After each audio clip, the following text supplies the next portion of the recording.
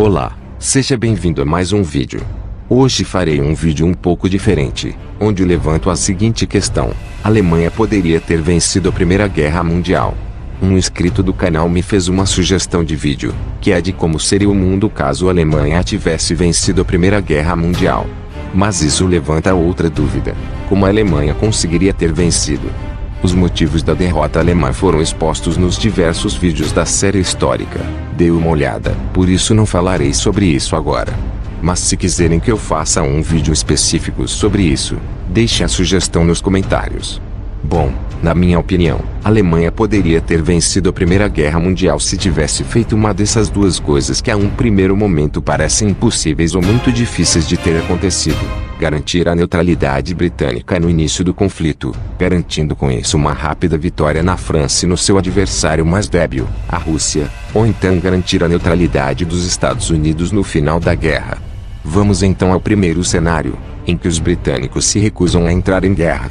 A ajuda do exército britânico, que era a potência hegemônica da época, foi vital para que a Alemanha não ter conseguido uma vitória esmagadora na França em 1914. Os alemães já haviam vencido os franceses e belgas na Bélgica nas batalhas das fronteiras, e as tropas alemãs já estavam bem próximas de Paris. Durante a Batalha do Marne, em setembro de 1914, quando os exércitos alemães estavam prestes a invadir Paris, as divisões britânicas foram decisivas para a vitória aliada e derrota alemã nessa batalha. Se a força expedicionária britânica não tivesse sido enviada, não há dúvida de que os alemães teriam vencido a Batalha do Marne, e tomado Paris, fazendo a França capitular, e a Rússia, mais fraca militarmente ainda, também seria sido derrotada ainda em 1915 ou 1916, acabando rapidamente a guerra. Não haveria também o bloqueio naval britânico e a consequente crise de abastecimento na Alemanha e guerra submarina irrestrita, ou seja, nem mesmo os americanos entrariam no rápido conflito fornecendo grande quantidade de matérias-primas, soldados e capacidade industrial que foram fatores determinantes para a vitória aliada sobre a Alemanha, Áustria-Hungria, otomanos e seus aliados. A decisão de entrar na guerra em Londres ficou de fato por muitos dias em indecisão. O gabinete liberal estava profundamente dividido sobre esta questão. O ministro das Relações Exteriores Edward Grey, um dos mais determinados em entrar na guerra, enfrentou vários parlamentares convencidos e um primeiro-ministro vacilante. Herbert Henry Asquith, em 24 de julho de 1914, tentou explicar, falando a frase: "Não vejo razão por que deveríamos ser mais do que espectadores." Se a maioria do gabinete confiasse nas afirmações do chanceler alemão Theobald von Bethmann-Hoyer, que em 29 de julho garantiu ao embaixador de Londres que o Reich alemão não estava questionando a integridade territorial da França e da Bélgica, e que retiraria suas tropas após uma campanha vitoriosa, ao retirar as fronteiras, o governo britânico provavelmente teria retardado a sua entrada na guerra. E, neste caso, os soldados britânicos nunca poderiam ter chegado ao campo de batalha a tempo. A França, e depois a Rússia, seria derrubada depois de pouco tempo. Mas como os ingleses entraram no conflito desde o início, restava aos alemães agora tentar o segundo cenário, onde conseguiriam obter a neutralidade dos Estados Unidos. O segundo cenário ou alternativa para que a Alemanha e seus aliados vencessem, era garantir a neutralidade americana. Sabemos que os britânicos conseguiram impedir a rápida vitória da Alemanha e seus aliados no início da guerra, mas nada garantiria a vitória dos aliados. Basta olhar a situação da Rússia entre 1915 e principalmente 1916, que era caótica. A ofensiva Brusilov deu totalmente errado para a Rússia, e essa derrota gerou mais caos, que finalmente culminou na Revolução Comunista e na saída da Rússia da guerra. A Alemanha e a Áustria-Hungria então puderam começar a mover tropas que estavam na frente oriental para o oeste. Os primeiros motins do exército francês eclodiram perto de Verdun.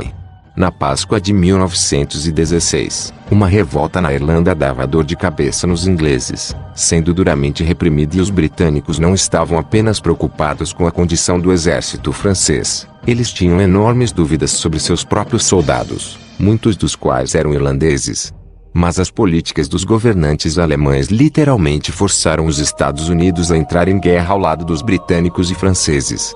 Até então, as relações entre os Estados Unidos e a Grã-Bretanha não eram tão amistosas assim. Afinal, a Grã-Bretanha era o inimigo secular dos americanos.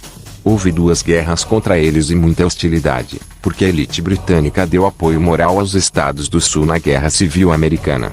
Também houve tensões com a França desde o início. Nunca houve uma guerra declarada direta, mas que deixaram traços amargos.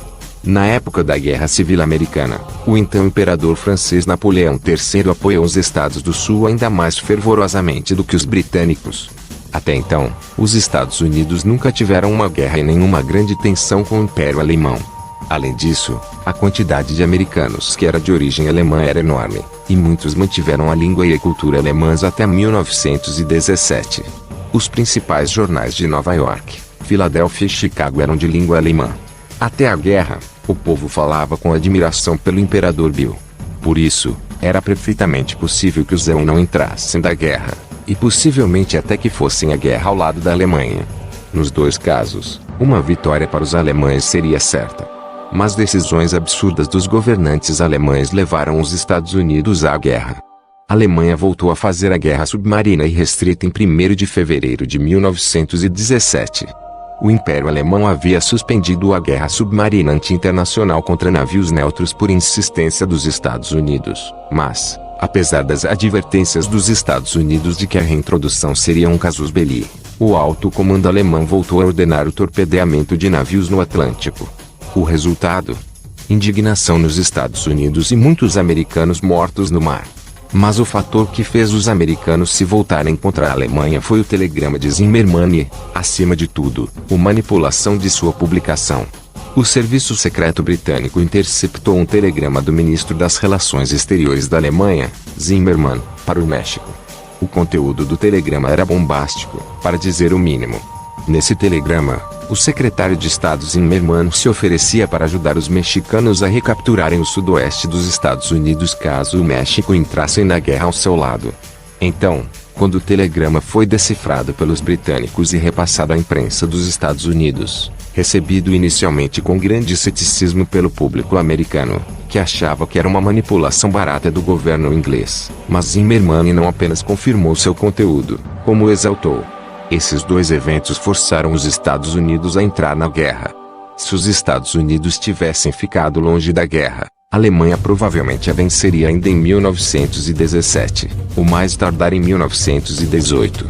Mas o que aconteceu foi que os americanos chegaram bem a tempo de parar a ofensiva alemã do verão de 1917, quando a França já estava prestes a entrar em colapso. Vale lembrar que, um cenário sem o Reino Unido reduziria a chance dos americanos entrarem na guerra.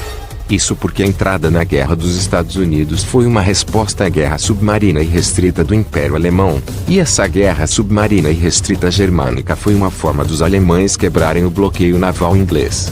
Logo, sem o Reino Unido e seu bloqueio naval, os alemães não iriam ficar torpedeando em massa navios de países neutros. Mas, mesmo que os Estados Unidos decidissem ajudar os franceses, sem apoio britânico os franceses não iriam conseguir suportar a pressão alemã na frente ocidental e os reforços americanos não iriam chegar a tempo. Logo percebe-se o seguinte, tanto a Inglaterra ou os Estados Unidos sozinhos não conseguiriam conter a aliança alemã-austro-húngaro-otomana. Por isso, ao meu ver, bastava que os alemães tirassem um desses 2 países da guerra. E isso teria que ser no campo diplomático. Mas o Segundo Reich falhou miseravelmente nessa missão de mantê-los longe do conflito. Essa é a minha humilde opinião. Deixem a opinião de vocês caso queiram mais vídeos nesse estilo. E se quiserem, faço o vídeo de como seria o mundo se a Alemanha vencesse. Espero que tenha gostado. Se inscreva e curta. Fiquem com Deus e até a próxima.